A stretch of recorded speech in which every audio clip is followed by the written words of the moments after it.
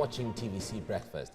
Nigeria's micro, small and medium enterprises operators are exploring opportunities in the nation and contributing their quota to Nigeria's GDP in spite of the harsh business environment. Top on the list of demand from government for MSMEs is improved access to credit facilities, periodic interventions and support to help businesses in this category thrive. The government says its MSME clinic has had a positive impact on thousands of businesses and will be expanded to benefit more businesses. A number of government initiatives exist to address problems associated with Nigeria's doing business environment. One of them is the MSME clinic. It is primarily to bridge gaps limiting MSMEs' access to government institutions available for their development. The MSME clinic is one of government's efforts at making it easier to do business in Nigeria, particularly in the area of manufacturing. And the authorities say so far over 392,000 businesses have benefited. In terms of registration with CAC, for instance, in terms of payment of taxes with FIRS, in terms of access to finance from BOI, or registration with NAFDAC or SON, or IT issues with NIDA. We get this information on hand, on site, and then as much as possible, solve those problems on site. The operations of the MSME clinic may have been impactful. I have 3 people working under me right now. But to small-scale manufacturers like Ms. Taiwo, finance remains a challenge. She makes skincare products from fruits like carrots and wants funds to buy more sophisticated equipment. I look out for government support soft loans, whereby the interest rate is not very high because I'm a small scale business. So I want something that I can be able to pay. If I'm able to get a bigger machine, at least it's able to help me to cut the carrots, it's able to help me to blend the carrots, and other things. Administrators of the MSME clinic say concerns of operators like Ms. Taiwo are already being considered. So we're going to do a lot of that in the coming years to give access to finance to businesses. And with the one-stop shops in particular, we believe that continuous engagement between government and businesses is very important to move these people forward. Economic experts feel the country's quest for growth and development may not be realized until improved access to finance by its over 37 million MSMEs is aggressively pursued. Then, small business owners like Ms. Taiwo can employ more people and contribute better to gross domestic product. Lara Folayo, TVC News, Abuja.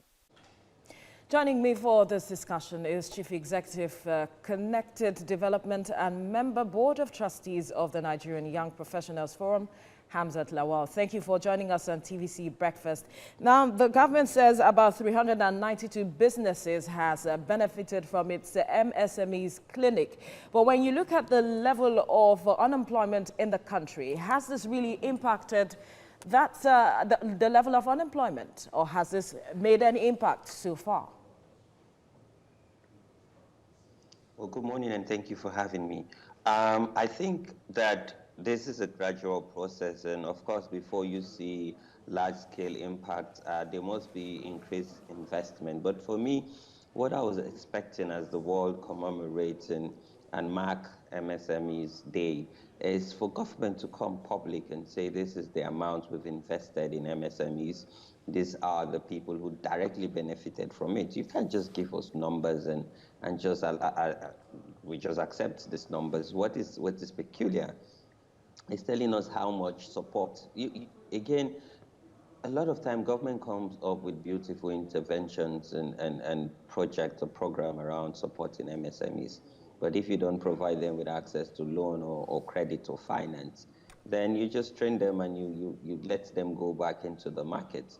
And I'm glad that you featured that young product. And you see her major concern is getting finance for her business so she can scale and have more people employed under her business. All right, now beyond the finance, what policies do you think could ensure or strengthen the role of MSMEs or government policies at ensuring that these efforts are effective as expected? I know that the ease of doing business was one policy that have opened up the space, and even the World Bank have commended the federal government. But I think what is also important is let's have an enabling environment that actually amplify the works that some of these entrepreneurs do. Let's celebrate them. And if you allow me, I would want to talk about Neka. Nana is a young lady below 30 years and have run business and have engaged in the extractive sector. I met a young man yesterday called Benjamin Chinidu. This guy have built a drone. Today we're talking about tackling security problem. Why can't we ensure that we have the local content policy? How have we ensured that young people are winning bids and winning contracts and ensuring that we actually implement to the letter the local content policy? We have Aisha Shuaibu, who runs a business around leisure, sharing Nigeria cultural experience and entertainment. We know that one thing that makes Nigeria popular around the world is music and food. How are we going to ensure that we All right, probably from all of these challenges you have outlined, there is a target of about 600 million jobs by 2030. Does that mean we're still very far away from achieving that? Oh, yes, we are far away from achieving that. And when we talk about jobs, it's important to stress the fact that we need to sustainable jobs to ensure that we have economic growth. The Sustainable Development Goal talks about Goal 18 that talks about decent jobs and economic growth. But most importantly, when we achieve that, what this means is we're going to reduce inequality. We're going to reduce the unemployment rate. But most importantly, we would harness the dividends of innovation creativities in Nigeria. But then, to galvanize all of this, we must see political will and we must see investment in resources, both from government and private individuals. We need to do away with providing lip service, particularly when it has to do with MSMEs. The future of Nigeria is investing in MSMEs. I believe that we've not done well or we're sliding back from just the recent report by World Bank because we've not invested more in MSMEs. We've had Ms. Taiwo, we have Ms. Nenaubani, we have Mr. Benjamin Chinidu, we have Ms. Aisha Shuaibu. These are people who are striving in the MSMEs, who are ensuring that they engage the workforce in the labor market to reduce the unemployment rate. But do these people have access to credit? Do they have access to loan? Do they have access to grants or any sustainable financial means? This is where government has a key role to play. You can't say that you have an SME clinic where you build capacity. After building capacity, what next? How are you able to ensure that you create an enabling environment? Oh, I know that government have provided ease of doing business where you can register your company on the internet. But do our financial institutions and regulations ensure that they provide particularly young CEOs loan or credit without asking for collateral to do business in Nigeria? Mind you, if we want to ensure that we have decent job and ensure that sustainability and economic growth, the MSME have a key role to play. All right. Now, besides the issue of credit and loans that we've often talked about, the issue of power is there. The issue of taxes is also there facing MSMEs. Now, how challenging are these to the sustenance and performance of small-scale businesses? Again, this is a huge opportunity for me. One, we need to provide infrastructure. You talked about power. What about access to markets? Because a lot of, for instance, let's look at the agricultural sector. You see a lot of farmers complain that they cannot move their product from the farm to the market because they don't have access road. A lot of farmers say they don't have access to irrigation, access to water. I believe that if we diversify, because we can't continue running an oil economy, we need to run an MSME-based economy where we would provide all these basic amenities. Taxing. A lot of young business are being double taxed. I believe that government should provide tax incentive for MSMEs, where they can even get tax haven for 4 to 5 years. And then when their business is now vibrant, then who are the major beneficiaries? It is government, because government would get taxed. Government would ensure that they create an enabling environment to create job opportunity. But then we leverage on innovation and creativity to ensure decent jobs in Nigeria and Africa at large.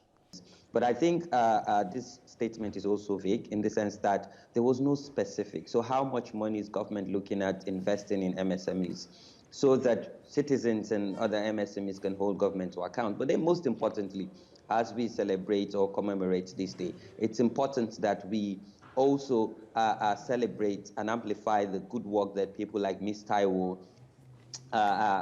Tolu have done, but most importantly, also other MSMEs like Nena Obani, Benjamin Chinedu, Aisha Shwaibu. These are people who are striving even with all the difficulties. And I believe there's a huge opportunity where government can play a key role. One is to ensure that they provide security guarantee. Today, you can't do effective business if your environment is not secured, or life and property or your investment is not secured. Two also is to provide tax break. A lot of MSMEs are being double taxed today in the Nigerian market. If government wants to ensure that we create sustainable jobs, and I say sustainable jobs, not just jobs, because for us to ensure that we reduce inequality gap in the country, we must ensure that young people have sustainable jobs. And lastly, we must ensure that we provide political will, and which also inspires enabling environments, because again, the role of government is not to create jobs, but to ensure that they provide that enabling environment so MSMEs can strive. All right, another aspect from one of the respondents in the video we played before you came up was the aspect of interest rate. And the CBN governor is looking at ensuring a positive interest rate. For you, what do you think will be an interest rate that will encourage MSMEs thriving in Nigeria? I think we need a break on interest rate, particularly for MSMEs. Why can't we have a zero interest rate? I know NISA, which is under CBN, is doing quite a lot, particularly in the agricultural sector. But we need to see more of this in the manufacturing industry, because it's not just about growing agricultural products. We need to also see how we can process them and export them so that we can increase Nigeria's gross domestic products. Now, the population of Nigeria is growing at a fast pace. What challenges does this pose now, looking at the several challenges you have outlined earlier, for the MSMEs, how can they quickly catch up? I think that the MSMEs are ready. I think it's government that is even trying to play catch up. For me, I believe that the opportunity is to reduce the growing numbers of unemployed young people out there. Also is to put Nigeria on the pathway to achieving the sustainable development goals. And the investment we have is not oil. The investment we have should be human capital development, which MSMEs play a central role on it. So how do we celebrate this day on a final note? For me, it's about highlighting young people who have strived in the sector. It's about naming them, and it's about putting them on the front burner. And also it's to put government on its toe, to say you have a role and responsibility to deliver on democratic practice. I know that this government is keen, and if you look at the report from the World Bank, even if they've taken one step backward, I believe that there is hope. I believe that if we're able to join hands together. And we must also acknowledge and appreciate organizations or institutions like the Tony Elumelu Foundation, who have also invested in young MSMEs. I believe that we need much more people from the private sector, so that we don't just leave this for governments and other individuals. All right, Hamzat Lawal, thank you for your time on TVC Breakfast. Really an interesting one there. A lot of people have also talked about the issue of not just throwing cash at these young people. Having a value chain, creating a value chain that will Wonderful. ensure that, you know, not just growing, but that the businesses even continues and sustains. Yes, exactly, because a lot of these people have experience, for instance, in making soap or making whatever they create. After then, what? You know, they don't have the next experience to market, you know, PR and distribution. So this value chain will ensure that the businesses grow and thrive, and then employment opportunities are made available. And then it is also sustained, where everyone can benefit and so on.